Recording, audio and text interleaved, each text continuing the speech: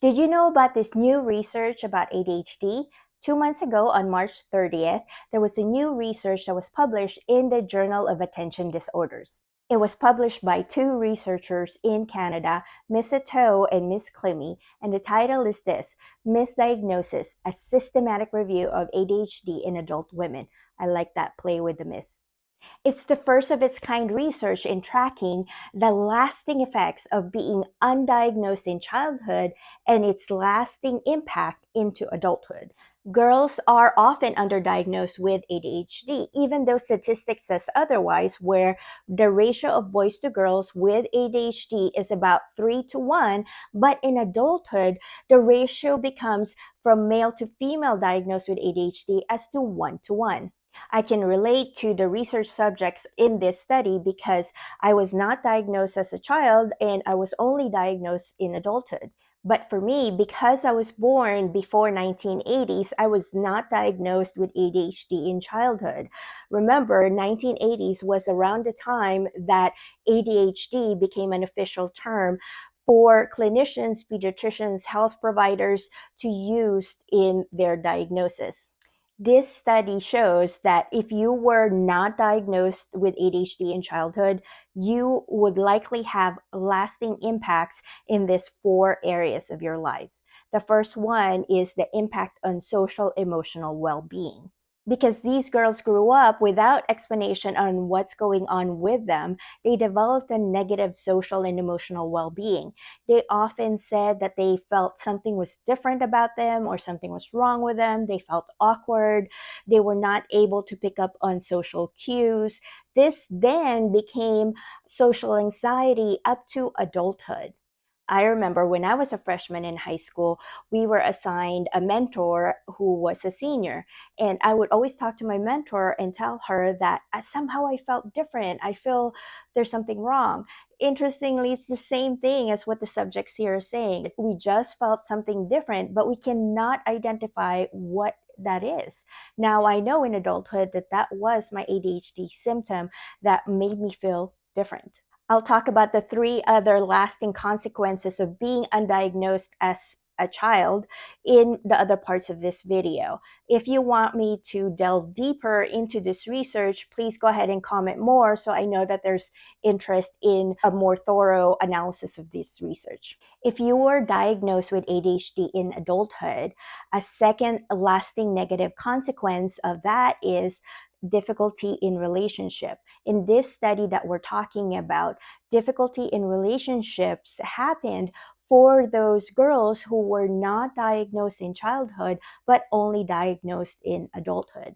If you wanted to read this research yourself as well, which I highly recommend, the citation is in the caption, so you can look it up as well. The research subjects talked about the difficulty in relationship. One of them is about their relationship with their family. They have a long history of having family issues, specifically not being accepted by their own family. These are girls who grew up that they're always talked about as being loud, or they talk too much, or they wiggle too much. And so their family felt that they were not acting appropriately as girls. These girls who were undiagnosed then grew up feeling resented by their family as being out of place. Some of them felt that they were born in the wrong family, and they felt that their families did not love them unconditionally.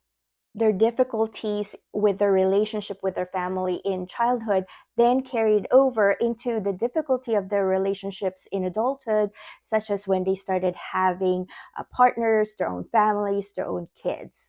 I can relate with these research subjects because I grew up in a culture where we were told that girls are supposed to just sit still, don't move, don't talk too much, and just be there. Imagine how difficult that would be for someone who has ADHD that has a lot to say really fast and wants to just move all the time.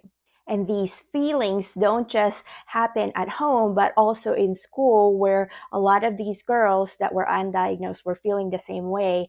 And I could relate as well. The third consequence of being undiagnosed in childhood is lack of control. This is already an ADHD trait where most people with ADHD feel out of control, that we can't process certain information or feel time because we have time blindness. Here, the research subjects felt out of control with their success in life.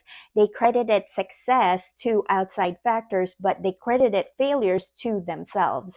For example, if they got an A in a class, they'll say, oh, it's an easy class. But if they got a poor grade, they'll say, oh, I must not be smart enough or I'm lazy. The fourth lasting consequence for you is self-acceptance after diagnosis. We've been talking about this research where girls are consistently undiagnosed and what are the lasting impacts of that in adulthood once they are diagnosed. And the fourth theme, as I mentioned, is self-acceptance after diagnosis. After these research subjects grew up and were diagnosed with ADHD in adulthood, they felt relief and self-acceptance. Relief because then they felt that it was not their fault and that they felt relieved from shame and guilt of what has been happening on with them since their childhood to that time of diagnosis. Sadly, that's a long time to process and be affected negatively of their lack of diagnosis. They also felt self-acceptance because now what they have considered to be something different or something wrong with them, they now identified as their ADHD symptoms. And because they can identify what that is, they can also identify what coping strategies, what kind of therapy, what kind of medication that they need so that they can help themselves now. That's where the relief and self-acceptance after diagnosis becomes so critical. For me, self-acceptance and relief happened slowly, not instantly once my doctor said, oh, you have ADHD.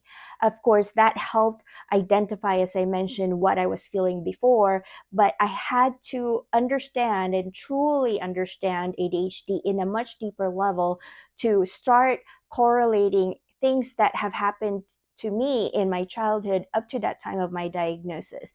And once that happened over the years, and even now I'm processing that 20 plus years after my diagnosis, it is a process of self-acceptance that we have to go through because we didn't know what was happening to us in childhood. But now that we do have that information is power, meaning that now I feel I have the power to figure out what would work best for me so I can play up my strengths and compensate for my weaknesses.